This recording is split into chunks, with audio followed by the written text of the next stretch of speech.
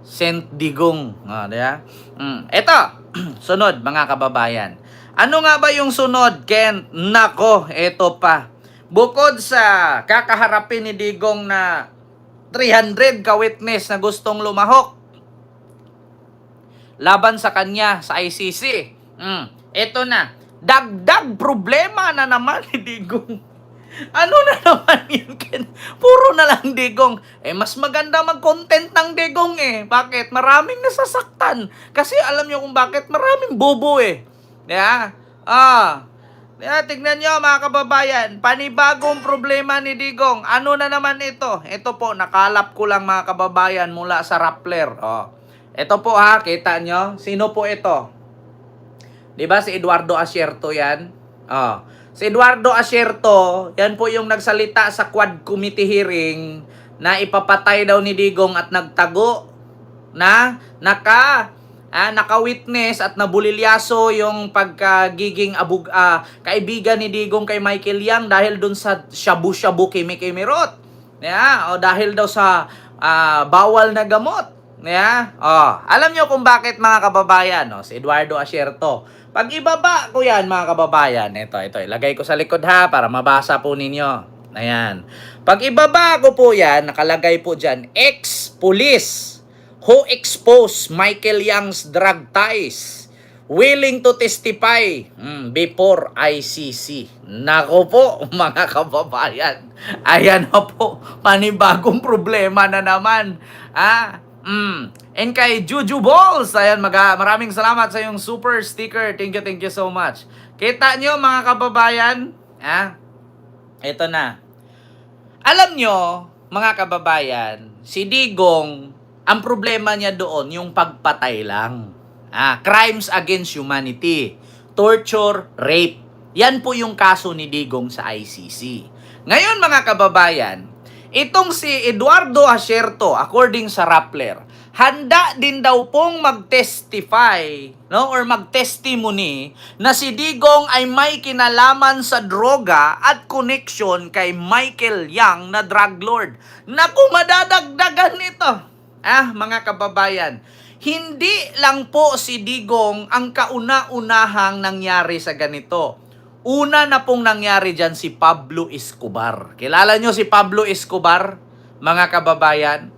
Si Pablo Escobar ay isa din pong drug lords. Magaling pagdating sa mga kontrabando, yung mga shipment, yung mga smuggling sa droga. Si Pablo Escobar. Ngayon, si Digong.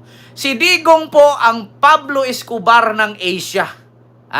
Dagdag na naman po ito mga kababayan. Ito po ang sabi ng Rappler patungkol kay Eduardo Asierto. Si Eduardo Asierto po ang isa sa kaibigan ni Jimmy Guban na nakadiskubre sa kanilang drug smuggling na kung saan imbis na ipakulong yung mga nahuli nila, sila yung pinakulong ni Digong. Kasi takot si Digong na malaman ang koneksyon niya doon kay Michael Yang, Kenneth Dong, Peter Lim, Sammy Uy, at iba pa na mga drug lords. Nako po, ito na. Exclusive, according sa Rappler. Panibagong problema ni Digong ito, madadagdag ito sa ICC. Maniwala kay sa akin. Kung papayagan ng ICC to na magtestimony si Eduardo Asierto na hindi lang war on drugs at konektado si Digong sa droga kay Michael Yang, good luck. Panibago ito.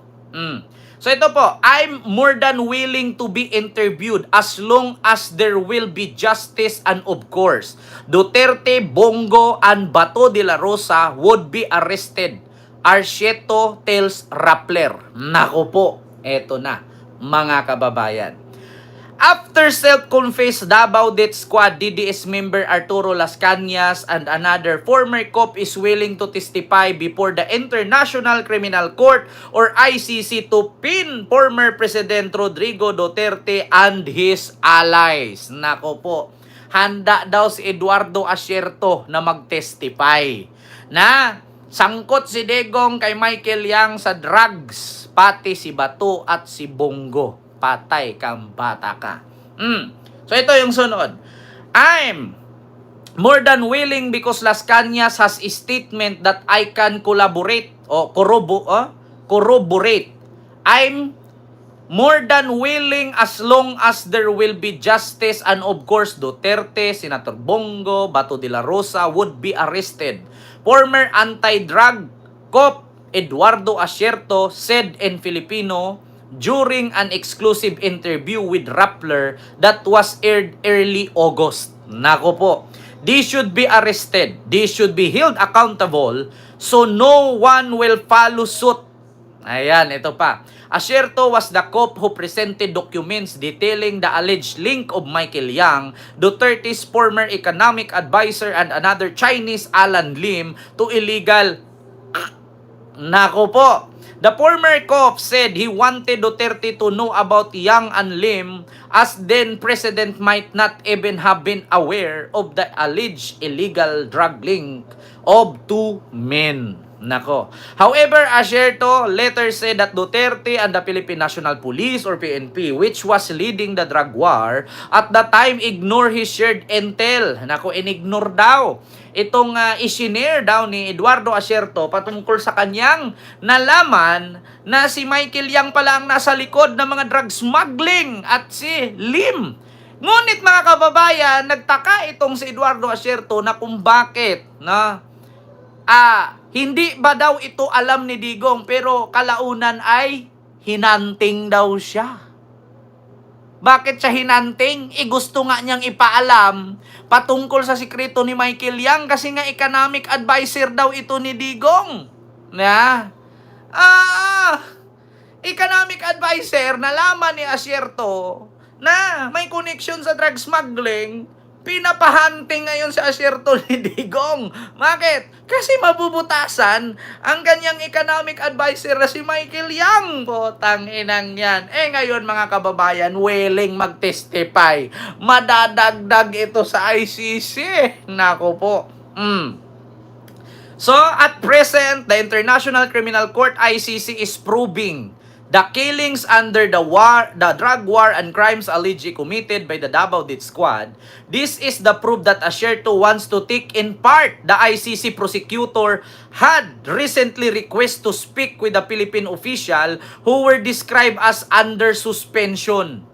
Nako po, ito pa. Former Senator Antonio Trillanes IV, Duterte's nemesis, had published a confidential document from the ICC office to the prosecutor naming 5 cops who included De La Rosa. Patay kang bata ka. So kung si Davao Death Squad daw Arturo Las Cañas at si Edgar Matubato, handa din daw si Eduardo Asierto na prove that Asierto want to take part in ICC. Patay kang bata ka. Ayun, Juju Balls. Ayun, maraming salamat sa iyong super chat. Idol, shout out Christian Ditera. Bombahin mo, DDS please. Ayun, mga putang ina yan, Juju Balls. Dapat pa Juju Balls natin yan eh. Di ba? Nako, mga kababayan. Diyos mio Marimar. Dagdag na naman ito, imbis na ang kaso niya pagpatay. Ngayon madadagdagan. Ang kaso niya, droga. Putang ina. Magiging Pablo Escobar talaga si Digong nito, mga kababayan. Ang tanging kalayaan lang ni Pablo Escobar, kamatayan. Malalaya lang to si Digong pag namatay. Nalala nyo naman si Pablo Escobar, ano bang panghuli? Panoorin nyo sa Netflix. Pablo Escobar. Ako na mismo, prinumot ko na. I-search ninyo sa Netflix ang kwento ni Pablo Escobar. Kung paano siya pumunta ng Ecuador, kukuha ng droga, ilagay sa gulong ng sasakyan, lagay sa compartment, tapos minsan ilalagay nila sa gulong ng sasakyan na mismong gumugulong, umiikot. Ganon sila para makapag-smuggle lang ng droga. Ganon po sila. Ngayon, natapos ang buhay ni Pablo Escobar, kamatayan. Ganon din mangyari kay Digong. So ito na nga mga kababayan, nakasaad dito na handa daw po si Eduardo Asierto na take in part sa ICC. Magsalita din daw po siya patungkol sa pagkalink ni Digong sa droga ni Michael Yang. Nako, sabi ko nga sa inyo mga kababayan, kapag si Antonio Trillanes na magsalita, lahat-lahat na yan. Kung ako pasabihin, si Senator Antonio Trillanes, no? Ano yan yan yung umaalis na kailangan sobra ang bala mo kaysa magkulang. Yan yung sundalo na kapag pumasok sa gera na sinisigurado na ang bala ay sobra pa kaysa magkulang.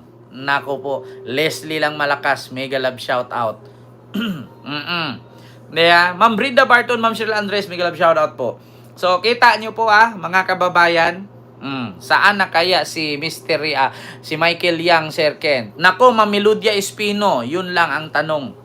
Kung saan si Michael Yang ngayon kasi hindi naman natin kilala. Tanong po natin kaya minsan kay Digong. Kasi sila lang naman magkakaibigan.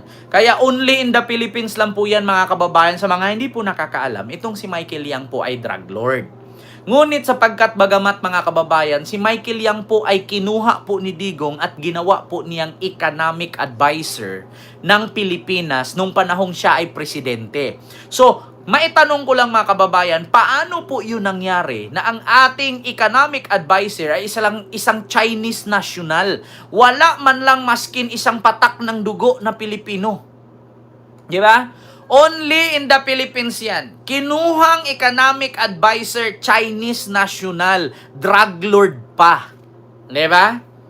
Only in the Philippines. Tignan nyo. Yan pa nga lang, tanungin ko kayo. Hindi ba karumal-dumal yan? Hindi ba kabastusan sa gobyerno ng Pilipinas yan? Kukuha kang economic advisor, drug lord. Tapos hindi pa Pinoy? Pure Chinese pa? Kaya kung magtaka kayo, ngayon, kamakailan lang, kaninang balita, isang Chinese national na miki ng dokumento, nagpapanggap na Pinoy, di ba, nahuli sa NAIA? Dahil kay Digong yung mga ganyan. Kasi bakit? Ginawa niyang legal yung illegal Tignan nyo, simula nung nilegalize niya ang Pogo, pagpasok sa Pilipinas, ang daming mga undocumented Chinese na nakapunta dito at sila pa yung mga matatapang. Yan, pasintabi po sa mga Filipino-Chinese na mga matitino. Ang dami po talagang mga Chinese national na nakapunta sa Pilipinas na walang documents. Tignan nyo, sa Davao merong nagkuha ng dalawang Chinese kumuha ng passport.